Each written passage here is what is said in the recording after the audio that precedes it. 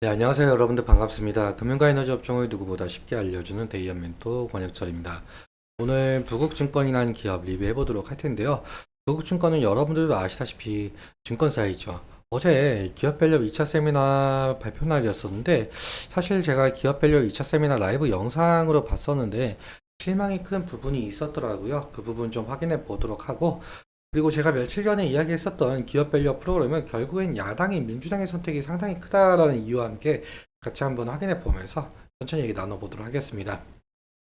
먼저 시작하기 전에 저희 데이합 채널에 오시면은 모든 종목들을 커버해드리고 있으니까 찾아와 주시면 정말 감사하겠고, 제 영상도 끝까지 지켜봐 주시면서 댓글로 궁금하신 것들 남겨주시면은 다음 영상에서 말씀을 드리도록 하겠습니다. 그러면 부국증권 바로 보도록 할게요. 일단 부국증권 같은 경우는 증권사, 금융사로 매매업, 자기 매매업, 집합투자업 등등등 하고 있는 기업이기도 한데요. 사실 대부분의 금융사들과도 마찬가지로 시장에서 좀 저평가를 받고 있는 기업이기도 하죠. 그런데 여러분들도 아시다시피 올해 1월 말쯤부터 해서 이 기업 밸류업 프로그램 이슈가 있었잖아요. 사실 기업 밸류업 프로그램은 취지는 이 저평가되어 있는 기업의 가치를 개선시킨다는 정책이었었죠.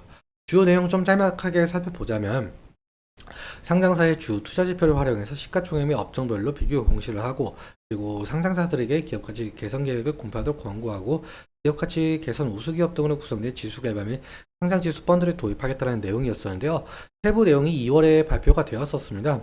일단 이 세부 내용도 함께 살펴보도록 할 텐데, 세부 내용이 2월 26일에 발표가 되었었는데, 이때는 1차 세미나를 열면서 금융위원회 는 이 기업 밸류업 지원 방안, 즉 한국 증시 저평가 해소를 위해서 7월부터 상장사들에게 기업 가치 재고 계획을 스스로 공시하도록 하겠다라고 밝혔었고, 그리고 바로 어제죠. 어제 2차 세미나를 열면서 6월 중으로 최종적으로 가이드라인을 확정시킨다라고 했었죠. 사실 그런데 최근 시장을 보자면 윤석열 정부의 총선 참패가 엮여 있고, 그리고 고금리가 지속되는 상황, 그리고 중동의 지정학적 위기가 겹치면서 국내 증시가 좀 약세 기조를 보이고 있어요. 사실 오늘도 마찬가지로 장 초반에는 상당히 그 흐름이 좋았었는데 오늘 오후장 들어서 상당히 막 하락을 진행을 하고 있더라고요. 아무튼 이 기업 밸류 같은 경우 원래는 이 공시를 하반기부터 공시를 한다라고 했었는데 갑자기 하반기에서 5월로 변경을 한다라고 하면서 기업 밸류업 정책에 좀 속도를 내고 있는 상황으로 보였었는데, 그러니까 이 기업 밸류업 정책에 속도를 내면서 약세 기조를 보이고 있는 이 국내 증시를 좀 끌어올리겠다라는 스탠스로 보였습니다. 그런데 어제 2차 세미나 영상을 보면서 사실 2월 26일에 발표한 내용들과 거의 달라진 게 없더라고요. 그래서 이 한국거래소가 공유해준 자료를 함께 보시자면요.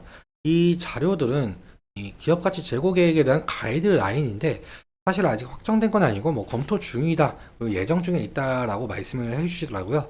아무튼 일단 쭉 살펴보자면 이 가이드라인 같은 경우 전체적인 틀, 어떻게 작성을 해야 될지에 대한 가이드라인이고요. 두 번째 자료를 보시자면은 기업가치 재고 계획, 이 향후 기업이 주주 및 시장 참여자와 소통하는 중요한 수단 중 하나가 될 것이다. 이 부분에 관련해서는 처음에 기업 밸류업 정책이 발표되었을 때 이렇게 나왔었던 부분이기도 하고요. 사실 세 번째 자료도 보시면은 향후 계획에 대한 자료인데, 향후 계획에 대한 자료도 마찬가지로 2월 26일에 발표했었던 자료와 거의 흡사하죠. 사실 내용이 달라진 건 없다라고 보시면 될 것 같고, 네 번째 자료도 마찬가지로 2월 26일에 배포했던 자료와 크게 달라진 점은 없어 보이고 있습니다. 그러니까 사실 제일 중요한 이 세제 혜택에 대한 내용이 빠져 있었다라는 사실인데요. 제가 저번에도 말씀을 드렸지만 기업 밸류 프로그램 같은 경우는 정부의 정책만으로는 시행을 할 수가 없다. 민주당의 선택이 상당히 중요하다라고 말씀을 드렸었어요. 이 이유에 대해서 좀 말씀을 드려보자면, 야당인 민주당 측에서는 이 기업 밸류 프로그램을 좀 반대하는 입장은 아니었어요. 그런데 좀 정부와 좀 살짝 결이 다른 공약을 좀 내세운 바 있죠. 뭐냐면은 민주당은 소액 주주 권익 보호를 위한 정책, 그러니까 기업들의 이익과 반대되는 상당한 내용을 가진 정책을 공약을 한 바가 있었습니다. 이 부분에 대한 내용들인데요. 그래서 이 기업의 자발적인 주주화는 노력과 세제 혜택에 초점을 맞춘 정부와 여당의 정책 방향성과는 아주 크나큰 차이가 있었죠.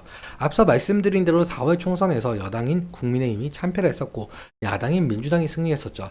그래서 더욱더 현 정부의 기업 밸류업 정책이 좀 제동이 걸릴 것이다라는 시장 평가가 있었습니다.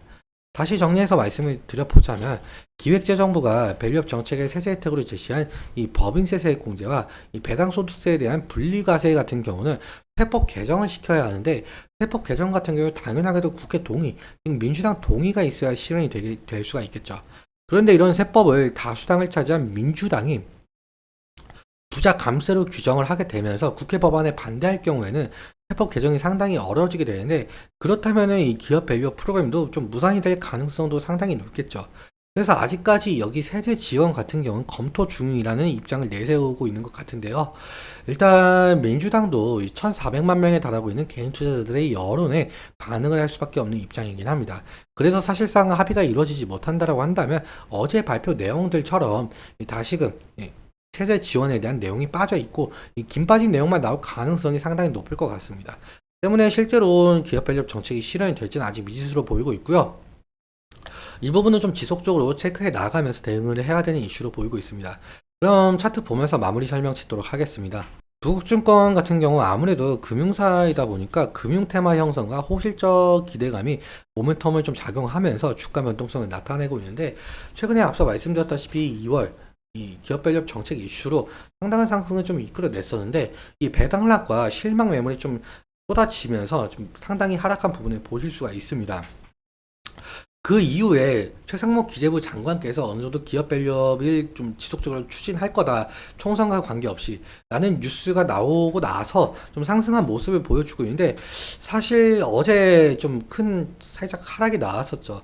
이 기업 밸류업 정책의 2차 세미나에 대한 무슨 실망 매물이 좀 나온 것으로 보이고 있고요.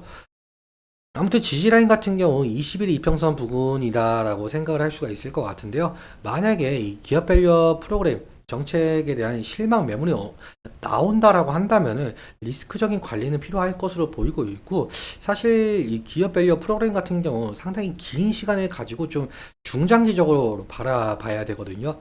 이 이유에 대해서는 여당과 야당의 일단 합의가 있어야 될 거고 그리고 이 여당과 야당의 합의를 한다라고 하더라도 이 법 개정 같은 경우도 상당히 오랜 시간이 걸리겠죠. 그렇다면 이 기업 밸류업 정책에 대한 것은 좀 중장기적으로 바라봐야 되는 관점이 있을 수밖에 없다라고 말씀을 드리고 싶고 그리고 만약에 야당의 반대를 무릅쓰고 뭐 시행이 될지는 아직 모르겠지만 만약에 시행이 된다라고 한다면 현재 저평가를 받고 있는 종목들이 기업들이 상당히 많잖아요. 그러니까 기업 밸류업 테마를 형성하면서 지속적인 좀 상승이 일어나는지 좀 지켜봐야 될 것 같습니다. 오늘은 여기까지 말씀을 드리면서 오늘 내용 여러분들께 도움이 되셨다면 구독과 좋아요 부탁드리고 말씀드린 내용과 차트적인 부분에 대해서는 제 개인적인 견해가 있을 수밖에 없기 때문에 여러분들의 주관적인 견해와 함께 투자를 현명한 선택하셨으면 좋겠습니다. 오늘도 시청해주셔서 너무 감사하고 지금까지 멘토 관역철이었습니다. 감사합니다.